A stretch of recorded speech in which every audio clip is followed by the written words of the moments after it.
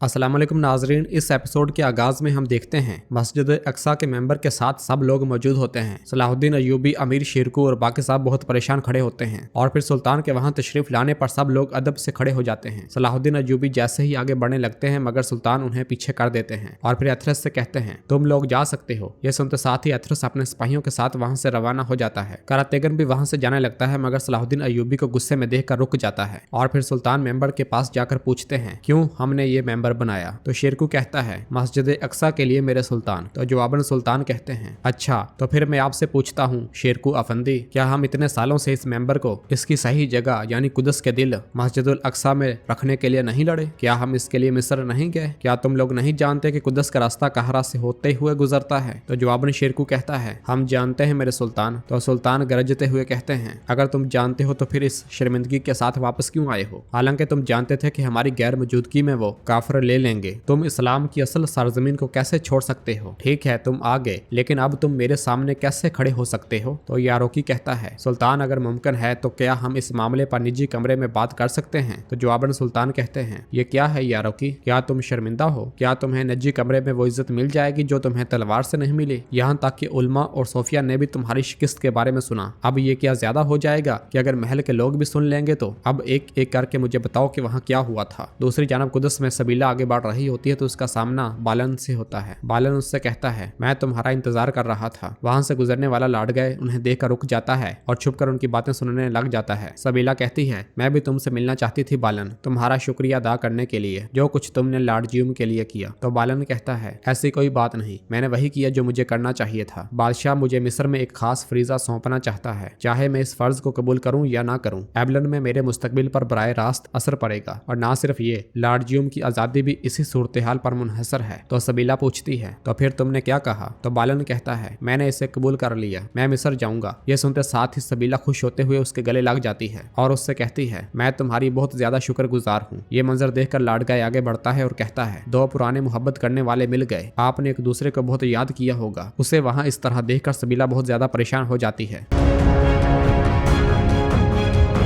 इधर शाम में शेरकू सुल्तान से कहते हैं हमें पता चला कि जिस आदमी को हमने सजा दी है वो बेकसूर है मेरे सुल्तान। लोग पागल हो गए, उन्होंने कहा कि वो जंगियों को यहाँ नहीं चाहते और हमसे बागी हो गए। ये हर चीज शहवार का मंसूबा था और हम लोगों को भाइयों का खून बहने से रोकने के लिए, लोगों को तकलीफ देने से रोकने के लिए। तो सुल्तान उन्हें वही रोक देते हैं और फिर यारोकी से पूछते हैं तुम मुझे बताओ यारोकी। तो जवाब यारोकी कहता है अमीर शेरकू ने जो कहा वो सच है, हम शहवार के मंसूबे का शिकार हो गए। हम जिसे कत्ल का जिम्मेदार समझते थे, हमने उस महमूद नामी एक साबिक मिस्री फौजी को फांसी दे दी। लोगों को हमारे खिलाफ करने वाली शहवार की इस गद्दारी से हम धोखा खा गए और सारा इल्जाम हम पर डाल दिया गया। ये सब सुनकर सुल्तान कहते हैं यानी कि तुम कह रहे हो कि तुम्हारी तलवार शहवार के मंसूबे को शिकस्त देने के लिए काफी नहीं थी, क्या ऐसा ही है यारोकी? और फिर सुल्तान करातेगन के पास आते हैं तो वो सर झुका लेता है और फिर सुल्तान सलाहुद्दीन अयूबी से कहते हैं तुम बताओ। तो जवाबन सलाहुद्दीन अयूबी कहते हैं मेरे सुल्तान महमूद की फांसी में मेरी हतमी राय नहीं ली गई, मुझे तहकीकात का मौका नहीं दिया गया। वजीर शहवार ने हर मुमकिन कोशिश की और उस शख्स को काजी का फैसला सुनाए बगैर फांसी दे दी गई। मैंने इस पर एतराज किया, अचानक फैसला कर दिया गया और मैं उन्हें नहीं बता सका। इंसाफ से मुंह फेरने की कीमत मिस्र को खोने के बाद अदा करनी पड़ी। ये सब सुनकर सुल्तान शेरकू से कहते हैं शेरकू तुम अपने नफ्स के हाथों शिकस्त खा गए, तुम अपने अजायम के हाथों शिकस्त खा गए। यारोकी तुम्हारी तलवार जिस पर तुमने इतना भरोसा किया शहवार की चालों के सामने हार गई। अमीर सलाहुद्दीन अगरचा जिसे तुम हक कह रहे हो उसे पूरा नहीं कर सके। तुम लोगों ने माजी में जो कुछ भी किया वो उम्मत के लिए एजाज का बाइस बना, लेकिन इस नुकसान के बाद तुम लोगों ने बरसों की कोशिशें जाया कर दी और जालिम के गुनाह में शरीक हो गए। सुल्तान के सामने बहुत से लोग कुछ कहना तो चाहते हैं मगर सुल्तान के सामने किसी का मुंह नहीं खुलता क्योंकि सुल्तान बहुत ज्यादा गुस्से में दिखाई देते हैं।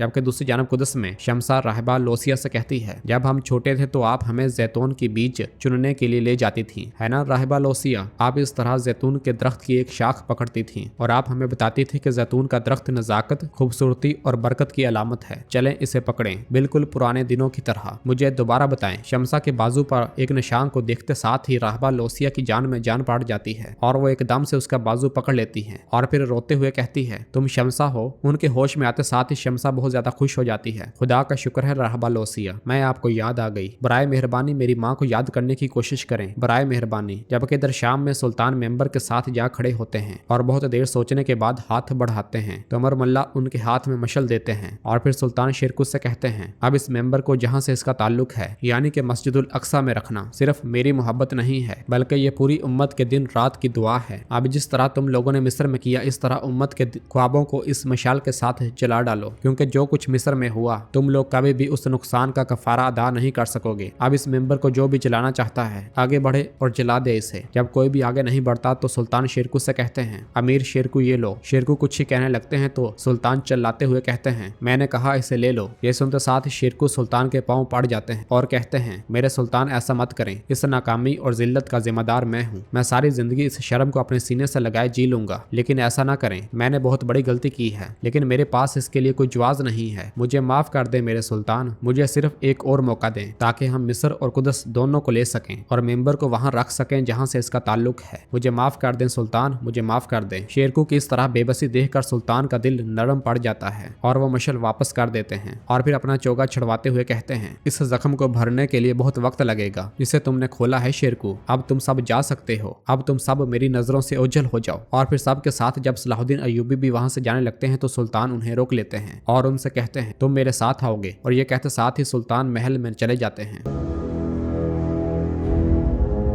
उधर रहबा लोसिया शमसा से कहती है, तुम्हारी माँ कहाँ है मैं जानती हूँ। तो शमसा पूछती है, रहबा लोसिया खुदा का शुक्र है, बराए मेहरबानी बताएं मेरी माँ कहाँ है। तो रहबा लोसिया कहती है, वो शख्स जिसने तुमको गिरजाघर में छोड़ा उसने कहा कि तुम्हारी माँ को शाम ले जाया गया है, वो वहाँ पर यतीमों की देखभाल करती है। ये सुनकर शमसा गमगीन होते हुए पूछती है, क्या मेरी माँ शाम में है। तो रहबा लोसिया हाँ में सर हिलाती है। इधर सलाहुद्दीन अय्यूबी सुल्तान के पास आते हैं। उन्हें शर्मिंदा देखकर सुल्तान उनका सर उठाते हैं और फिर उनसे प्यार करते हुए कहते हैं, मेरे बेटे। सलाहुद्दीन अय्यूबी भी मेरे बाबा कहते हुए उनके गले लग जाते हैं। सुल्तान कहते हैं, बाप औलाद का और औलाद बाप का राज होती है। तो सलाहुद्दीन अय्यूबी कहते हैं, जिनका राज कुदस हो तो उनके दिल एक साथ धड़कते हैं। बाप औलाद की पनाहगाह है। सुल्तान कहते हैं, औलाद और बाप दोनों फानी हैं, राज अबदी है। इसके साथ ही सुल्तान के नाक से खून निकलना शुरू हो जाता है और वो निढाल होकर गिरने ही लगते हैं। सलाहुद्दीन अय्यूबी उन्हें सहारा देते हैं। वो परेशान होते हुए मेरे सुल्तान बाबा बाबा कहते ही चले जाते हैं, जबकि इसके साथ ही सुल्तान की आंखें बंद हो जाती हैं और सलाहुद्दीन अय्यूबी की नजरें सुल्तान के चेहरे पर टिक जाती हैं। नाजरीन, इस पूरी एपिसोड में तारीख को बड़ी ही प्यारे अंदाज में पेश किया गया है। खास तौर पर जंगियों का मिस्र से नाकाम होकर निकल जाना, वजीर शहवार की गद्दारी या बगावत सिर्फ और सिर्फ इसलिए कि वो जंगियों को सोना नहीं देना चाहता था और इसके बाद इतनी बड़ी गद्दारी कि उन पर कातिलाना हमला करवा दिया। और सबसे बड़ा यहाँ सवाल कि क्या सुल्तान नूरुद्दीन यहाँ पर वफात पा जाएंगे। तो ऐसा नजर नहीं आता, क्योंकि तारीख के मुताबिक सुल्तान नूरुद्दीन को जहर दिया गया था बगदाद में। यहाँ पर जल्जला आने के बाद सुल्तान आम लोगों के घर बनाने में मसरूफ थे और सुल्तान वहां मौजूद मजदूरों और आम लोगों के दरमियान बैठकर खाना खाते थे। हिफाजती इकदामात ना होने की वजह से वही सुल्तान के खाने में जहर मिला दिया गया था और सुल्तान नूरुद्दीन की इस तरह से वफात हुई थी। अब देखते हैं कि हमें इस ड्रामे में क्या दिखाया जाएगा। फिलहाल अगर आपको ये वीडियो पसंद आई है और कहानी समझ आ रही है तो इसे लाइक कर दें, अपनी राय का इजहार करें और जिन दोस्तों ने अभी तक चैनल सब्सक्राइब नहीं किया वो जल्दी से चैनल सब्सक्राइब कर दे और बेल आइकन यानी घंटी वाले निशान को भी प्रेस कर दे ताकि आने वाले एपिसोड्स आपको आसानी मिल सकें। दुआओं में याद रखें। अल्लाह हाफिज।